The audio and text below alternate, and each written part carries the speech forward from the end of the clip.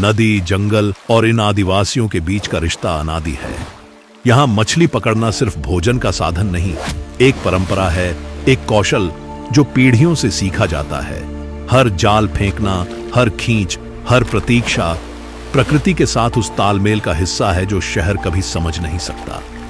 इस नदी की धारा इनके जीवन की तरह है, कभी धीमी, कभी तेज, पर हमेशा बहती हुई, हमेशा देने वाली।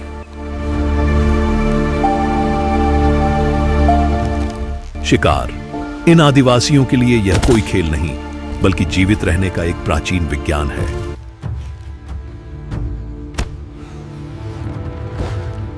जब एक तीर छोड़ा जाता है तो वह केवल निशाना नहीं साधता, वह उस संतुलन को बनाए रखने की जिम्मेदारी लेकर चलता है जो मनुष्य और जंगल के बीच सदियों से कायम है।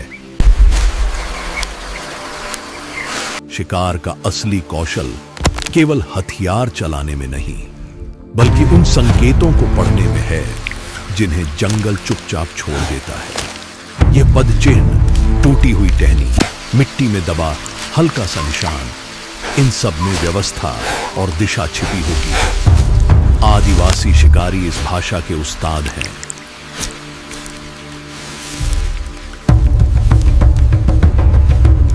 जंगल में कभी कभी ऐसे क्षण आते हैं जब दो जीवन एक दूसरे की आंखों में सीधे झांकते हैं, एक शिकारी और एक जंगली जानवर। यहां ताकत और साहस का असली परीक्षण होता है। आदिवासी शिकारी जानते हैं कि यह संघर्ष क्रोध का नहीं, बल्कि संतुलन का है। जानवर अपनी दुनिया की रक्षा करता है और शिकारी अपनी। इस नाजुक पल में हर सांस, हर कदम, हर धड़कन एक निर्णय बन जाती है।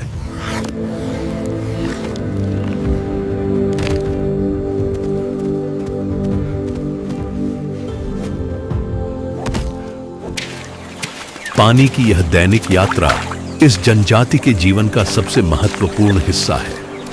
नदी तक पहुंचने का यह रास्ता सिर्फ एक दिनचर्या नहीं, बल्कि उस परंपरा का प्रतीक है जो पीढ़ियों से इस समुदाय को जोड़ती आई है। हर कदम के साथ ये महिलाएं अपनी संस्कृति, अपने श्रम और अपनी जिम्मेदारियों का भार भी उठाती हैं। यही सादगी, यही संबंध इन्हें प्रकृति से अटूट रूप से बांधे रखते हैं। सूर्यास्त से पहले जनजाति के पुरुष सदियों पुरानी तकनीक से आग जलाते हैं। सूखी लकड़ियों को रगड़ने की यह प्रक्रिया पीढ़ियों से चली आ रही है। धुएं की पहली पतली लकीर उनके धैर्य और सटीक तकनीक का संकेत होती है। जब आग प्रज्वलित होती है तो यह सिर्फ रोशनी ही नहीं देती, बल्कि पूरे समुदाय को एकजुट भी करती है।